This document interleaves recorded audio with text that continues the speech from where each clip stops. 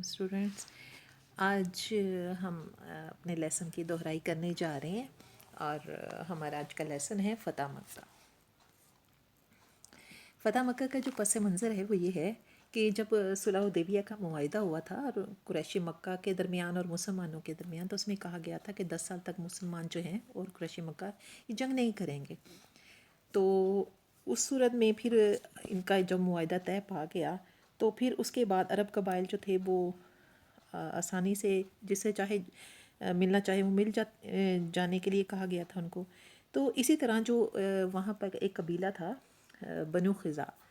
بنو خزاع جو تھا وہ مسلمانوں کا دوست بن گیا، ان کا حلیف بن گیا، اور اسی طرح بنو بکر نے کیا کیا، انہوں نے قریشی مکہ کا ساتھی بننا قبول کیا اور وہ ان کے ساتھی بن گئے۔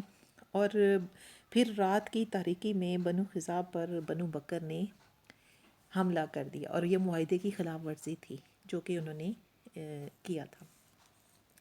اور پھر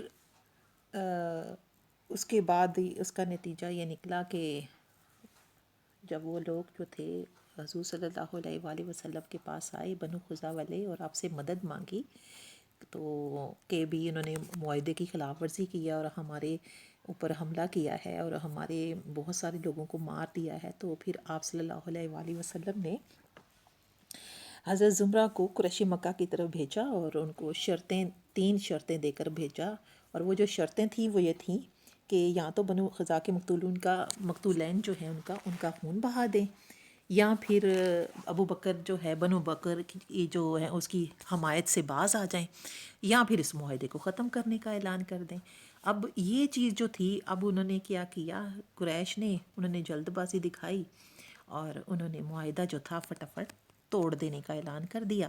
لیکن بعد میں ان کو احساس ہوا کہ ہم نے یہ غلطی کیا ہے، تو انہوں نے جلد ہی اپنے ایک نمائندہ بنا کر حضور پاک کی خدمت میں بھیجا ابو سفیان کو، جو کہ وہاں کا ان کا بہت مشہور جو تھا سردار بھی تھا۔ تو انہوں نے ان کو حضور صلی اللہ علیہ وسلم کی طرف صلح کے لیے روانہ کیا، لیکن آپ صلی اللہ علیہ وآلہ وسلم نے اس کو انکار کر دیا۔ اب پھر یہ ہوا کہ 10 رمضان المبارک 8 ہجری میں مسلمانوں کے لشکر نے حضور صلی اللہ علیہ وسلم کے ساتھ ان کی قیادت میں روانگی جو تھی وہ اختیار کی، اور آپ کا جو آخری پڑاؤ تھا وہ میرا الزہران تھا۔ وہاں اپنے لشکر کو حکم دیا کہ وہ جگہ جگہ آگ جو ہے وہ روشن کریں۔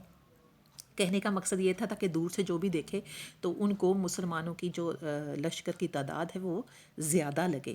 اب ان کے لیے قریش نے چونکہ ان کے پاس بہت سارے جاسوس تھے، تو انہوں نے جاسوسی کرنے کے لیے ابو سفیان کو ہی بھیجا تاکہ دیکھ کے آئیں کہ جو اسلامی لشکر ہے وہ کتنا بڑا ہے۔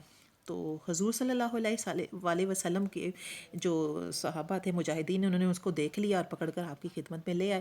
تو حضور صلی اللہ علیہ وسلم نے ابو سفیان کو اسلام کی دعوت دی، جو اس نے قبول کر لی۔ پھر آپ صلی اللہ علیہ وآلہ وسلم نے اس کو عزت بخشی اور اس کے گھر کو امان قرار دیا، اور کہا کہ جو بھی ابو سفیان کے گھر میں پناہ لے گا اس کو امان ملے گی۔ اور پھر آپ نے ان کے بعد آپ نے ابو سفیان کو مکہ والوں کی طرف بھیجا کہ جا کے ان کو بتائیں کہ اسلامی لشکر جو ہے وہ کیسا ہے۔ تو ابو سفیان جو تھا وہ واپس آیا مکہ مکرمہ، اور آ کے اس نے اپنے سرداروں سے کہا کہ بھئی ہمیں تو ان کے ساتھ لڑنے کی، مسلمانوں کے لشکر کے ساتھ لڑنے کی ہمت نہیں۔ مسجد حرام میں داخلہ، آپ یہ دیکھیں کہ حضور صلی اللہ علیہ وآلہ وسلم جو تھے انہوں نے یہ وہ مکہ ہے جس کو انہوں نے بغیر کسی جنگ کے فتح کیا تھا۔ تو حضور صلی اللہ علیہ وآلہ وسلم جو تھے انہوں نے انصار اور مہاجرین کے ساتھ مسجد حرام میں تشریف لائے تھے، اور آپ اپنی ایک اونٹنی پر سوار تھے، اور اونٹنی کا نام قصوہ تھا۔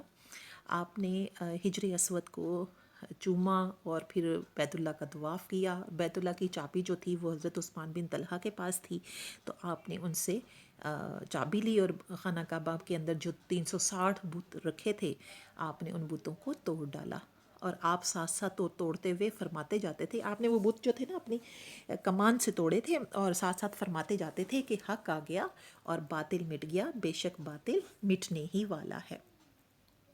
اس کے بعد آپ صلی اللہ علیہ وآلہ وسلم جو تھے آپ باہر تشریف لائے، اور قریشی جو تھے وہ مسجد حرام میں باہر قطار باندھے کھڑے تھے۔ تو آپ صلی اللہ علیہ وآلہ وسلم نے ان سے قریش کے لوگوں سے پوچھا کہ اب میں تم لوگوں سے کیسا سلوک کرنے والا ہوں.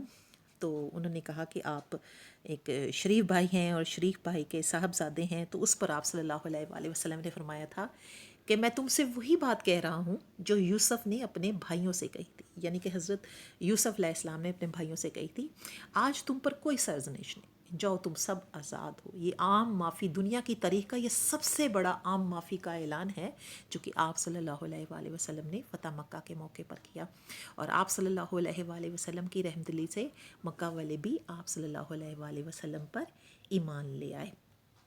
تو یہ وہ فتح ہے جو کہ آپ صلی اللہ علیہ وآلہ وسلم نے بغیر جنگ کے مکہ کو فتح کیا. تو اسٹوڈنٹس، یہ تھی آپ کی لیسن کی دہرائی. تو امید ہے آپ کو یہ لیسن بہت اچھے سے سمجھ آ گیا ہوگا. اللہ حافظ.